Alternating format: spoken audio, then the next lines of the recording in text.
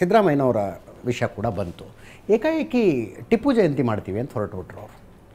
ಅರಮನೆ ಹೆಂಗೆ ಫೀಲ್ ಮಾಡ್ತು ಅದನ್ನು? ಚರ್ಚೆ ಆಯಿತಾ ನಿಮ್ಮಲ್ಲಿ? ಇಲ್ಲ, ಅದು ಒಂದು ರೀತಿ ನೋವನ್ನು ಉಂಟಾಗುತ್ತೆ. ಯಾಕಂದರೆ ನಮ್ಮ ವಂಶದವ್ರು ಇರ್ಬೋದು, ಇಡೀ ರಾಜ್ಯ ಏನು ಆ ಕಾಲದಲ್ಲಿ ಅನುಭವಿಸಿರೋ ಏನೋ ದೌರ್ಜನ್ಯಗಳಿರ್ಬೋದು, ಅದೆಲ್ಲನೂ ಕೂಡ ನಾವು ಪರಿಗಣಿಸಬೇಕಾಗಿದೆ. ಯಾಕಂದರೆ ಒಂದು ರೀತಿ ಒಂದು ಸಮುದಾಯಕ್ಕೆ ಒಳ್ಳೆಯದಾಗಿರ್ಬೋದು, ಅವರ ಒಂದು ತತ್ವ ಸಿದ್ಧಾಂತಕ್ಕೆ ಒಳ್ಳೆಯದಾಗಿರ್ಬೋದು, ಆದರೆ ನಮ್ಮ ಇಡೀ ಏನು ರಾಜ್ಯಕ್ಕೆ ಆ ಕಾಲದಲ್ಲಿ ಯುದ್ಧದಲ್ಲಿ ಏನೇನಾಯಿತು, ದೌರ್ಜನ್ಯಗಳು ಏನಾಯಿತು, ಅದನ್ನ ಪರಿಗಣಿಸಿ ಅವರು ಇಂಥ ವ್ಯಕ್ತಿಯ ಒಂದು ಜೀವನವನ್ನು ನೀವು ಅದನ್ನ ಸ್ಮರಣೆ ಮಾಡಬೇಕು ಅಥವಾ ಜಯಂತಿ ಮೂಲಕ ಆಚರಣೆ ಮಾಡೋದು ತಪ್ಪಂತ ನಮ್ಗನ್ನಿಸ್ತು. ಎಸ್, ಏನವನು ನಮ್ಮ ಬುಡಕ್ಕೆ ಕೈ ಹಾಕ್ತವನ. ಈ ರಾಜಮನೆತನದಲ್ಲಿ ಮನೆಯವರೆಲ್ಲ ಕೂತ್ಕೊಂಡಾಗ ಈ ಟಿಪ್ಪು ಜಯಂತಿ ಅಂತ ಬಿಟ್ಟುಬಿಡಿ, ಒಟ್ಟಾರೆಯಾಗಿ ಹೈದರ್ ಅಲಿ, ಟಿಪ್ಪು ಈ ಮನೆತನಕ್ಕೆ ಮಾಡಿದ ದ್ರೋಹ ಅದೆಲ್ಲ ಚರ್ಚೆಗೆ ಬರುತ್ತಾ ನಿಮ್ಮ ಬಾಲ್ಯದಿಂದ? ಬರುತ್ತೆ. ನಮ್ಮ ವಂಶದವರೇ ಅವರು ಕೊಲೆ ಮಾಡಿದಿರೋದು. ಇಬ್ಬರು ಹೈದರ್ ಅಲಿ ಒಬ್ರಿಗೆ ಒಂದು ಪಾಯ್ಸನ್ ಮಿಲ್ಕ್ ಕಳಿಸಿ ಇನ್ನೊಬ್ಬರನ್ನ ಅವರ ಸ್ನಾನ ಮಾಡೋ ಸಮಯದಲ್ಲಿ ಅವ್ರನ್ನ ಸ್ಟ್ರ್ಯಾಂಗಲ್ ಮಾಡಿದ್ದು, ಇನ್ನೊಬ್ಬರನ್ನು ಕೂಡ ಅವರು ತಮ್ಮ ಏನು ಸುಮಾರು 16-17 ವರ್ಷ ಬಂದಿದ್ದ ತಕ್ಷಣ ಅವ್ರಿಗೂ ಕೂಡ ಕೊಲೆ ಮಾಡಿರುವಂಥದ್ದು ಎಲ್ಲ ಮಾಡಿರುವಾಗ, ಹೌದು ನಮಗೂ ಕೂಡ ಒಂದು ರೀತಿ ಅವರ ವಿರುದ್ಧವಾಗಿ ನಮಗೆ ನಿಲುವು ಇದ್ದೇ ಇರುತ್ತೆ. ಆದರೆ ನಾವು ಕೂಡ ಅದು ಇತಿಹಾಸದ ದೃಷ್ಟಿಕೋನದಲ್ಲಿ ನೋಡಬೇಕಾಗಿರೋದು ಮುಖ್ಯ. ಆ ಕಾಲದ ಒಂದು ವಾತಾವರಣದ ಬೇರೆ, ಇವತ್ತು ಬೇರೆ, ರಾಜಕೀಯ ಅನಿವಾರ್ಯತೆ ಬೇರೆ ಬೇರೆ ಎಲ್ಲ ಇರುತ್ತೆ. ನಮ್ಮ ಅಭಿಪ್ರಾಯ ಹೀಗಿರುತ್ತೆ. ಆದರೆ ಅದು ಒಂದೇ ಅಲ್ಲ, ಬೇರೆ ಬೇರೆ ರೀತಿಯಲ್ಲಿ ಬೇರೆ ಬೇರೆ ಘಟನೆಗಳು ನಡೆದಿದ್ದಾವೆ. ಸೊ ಅದನ್ನು ಕೂಡ ನಾವು ಪರಿಗಣಿಸಿ ನೋಡೋಕೆ ಹೋದರೆ ಈ ವ್ಯಕ್ತಿ ಬರೀ ಇತಿಹಾಸದಲ್ಲಿ ನಾವು ಓದಬೇಕಾಗಿದೆ. ಆ ಕಾಲದ ಇತಿಹಾಸಕ್ಕೆ ನಾವು ಏನಾದರೂ ರೆಫರೆನ್ಸ್ ಮಾಡಬೇಕಾಗಿದ್ರೆ ಅದಕ್ಕಾಗಿ ನಾವು ಉಪಯೋಗ ಮಾಡೋದು ಹೊರತು ಅವರ ಏನು ಜಯಂತಿಯನ್ನು ಆಚರಣೆ ಮಾಡುವಂಥದ್ದು ಅವಶ್ಯಕತೆ ಇಲ್ಲ. ಕೇಳಿಸ್ಕೊತಾ ಇದ್ದೀನಪ್ಪ. ನಾನು ಅರ್ಥ ಮಾಡ್ಕೊಂಡಿದ್ದು ಇವರ ಆವಿಡ್ ರೀಡರ್ ಆಲ್ಸೋ. ವಿಕ್ರಮ್ ಸಂಪತ್ ಅವರು ಟಿಪ್ಪು ಸುಲ್ತಾನ್ ಪುಸ್ತಕವನ್ನು ಬರೆದರು, ಒಂದು 700-800 ಪುಟಗಳ ಪುಸ್ತಕ.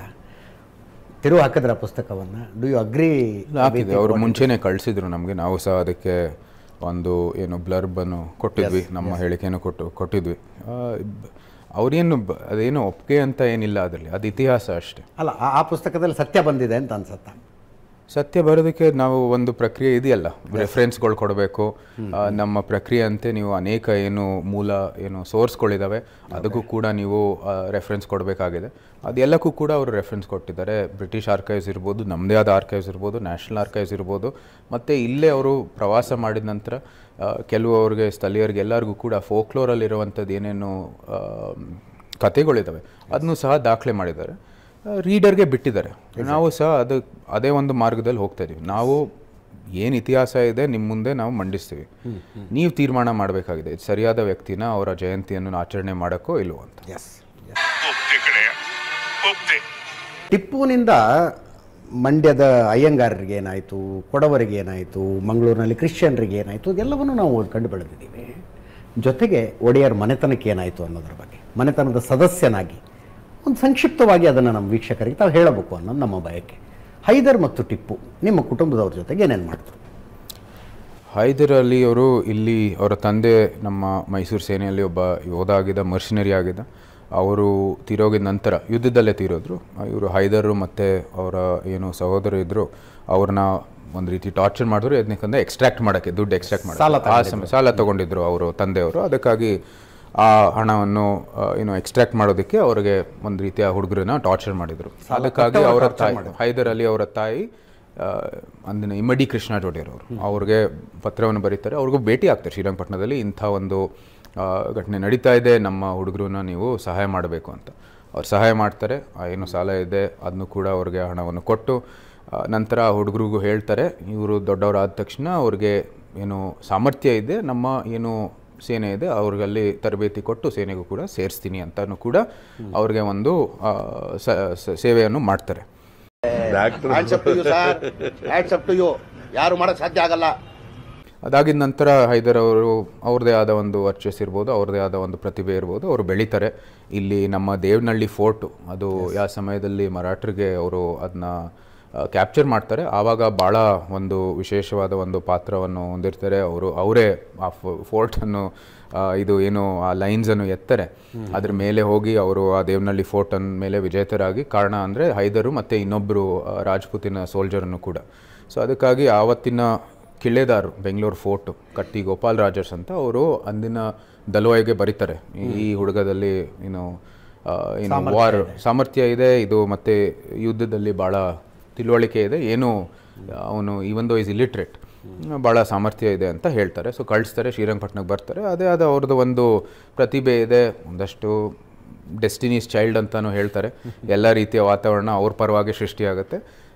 ರೈಸ್ ಆಗಿ ಅದೇ ದಲ್ವಾಯಿಗಳ ಸ್ಥಾನಕ್ಕೆ ಅವ್ರು ಬರ್ತಾರೆ ಮತ್ತು ಅವರು ಕೂಡ ಸರ್ವಾಧಿಕಾರಿಯ ಸ್ಥಾನಕ್ಕೆ ಬರ್ತಾರೆ. ಅದು ಎಲ್ಲ ಪಿತೂರಿ ಷಡ್ಯಂತ್ರ ಎಲ್ಲ ನಡೆಸಿ ಎಲ್ಲ ಮಾಡ್ತಾರೆ. ಆದರೂ ಸಹ ಅವ್ರದ್ದೇ ಆದ ಒಂದು ಪ್ರತಿಭೆ ಮೂಲಕ ಆ ಒಂದು ಸ್ಥಾನಕ್ಕೆ ಬರ್ತಾರೆ. ನಾವು ಯಾರಿಗೂ ಮೋಸ ಮಾಡಿಲ್ಲ. ಇದರಲ್ಲಿ ಎರಡು ಮಾತಿಲ್ಲ. ಅವರೇ ಮೊದಲನೇ ಬಾರಿಗೆ ಈಸ್ಟ್ ಇಂಡಿಯಾ ಕಂಪನಿ ಮೇಲೆ ವಿಜೇತರಾಗಿರೋವಂಥ ಯೋಧ ಅಂದರೆ ಅದು ಹೈದರ್ ಅಲಿ. ಅದರಲ್ಲಿ ಎರಡು ಮಾತಿಲ್ಲ, ಅದು ಇತಿಹಾಸನೇ ಅದಕ್ಕೆ ಸಾಕ್ಷಿ. ಆದರೆ ಅವು ಯಾವ ರೀತಿ ಒಂದು ಯುದ್ಧವನ್ನು ಮಾಡ್ತಾಯಿದ್ರು ಅಂತ ನೀವು ಅದನ್ನು ಕೂಡ ನಾವು ಪರಿಗಣಿಸಬೇಕಾಗಿದೆ. ಅದಾಗಿದ ನಂತರ ಅವರು ಅವ್ರ ಮಗನಿಗೆ ಒಂದು ಒಳ್ಳೆಯ ಸಂಸ್ಥಾನವನ್ನು ಕಟ್ಟಿ ಕೊಡ್ತಾರೆ. ಟಿಪ್ಪು ಆದಮೇಲೆ ಅವರು ಇಲ್ಲ, ಇವರು ಪಪೆಟ್ ರೂಲರ್ಸ್ ಬೇಡ, ನಾನೇ ಈ ಸರ್ಕಾರಿ ಖುದೇದಾದ್ ಇನ್ನು ಸುಲ್ತಾನ್ ಅಂತ ಹೇಳಿಬಿಟ್ಟು ಮುಂದುವರಿತಾನೆ.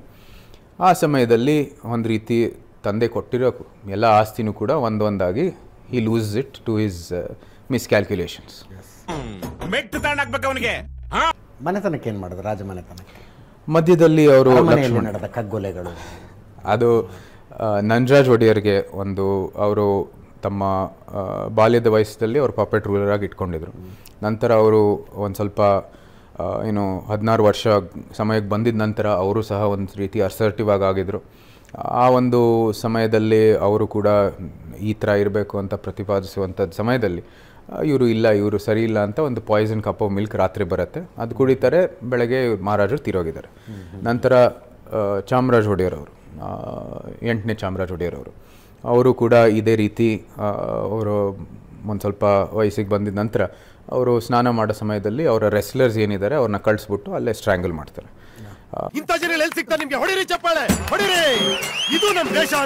ಅದಾಗಿದ ನಂತರ ಖಾಸ ಚಾಮರಾಜ ಒಡೆಯರ್ ಅಂತ ಬಂದರು. ಅದು ಹೈದರು ಕೂಡ ಒಂದು ರೀತಿ ಯಾರೋ ಒಬ್ಬರು ಅರಸರು ಎಲ್ಲ ಹುಡುಗರನ್ನ ನೋಡಿ ಇವನು ಬೇರೆ ಬೇರೆ ಉತ್ಪನ್ನಗಳು ಇಡ್ತಾನೆ.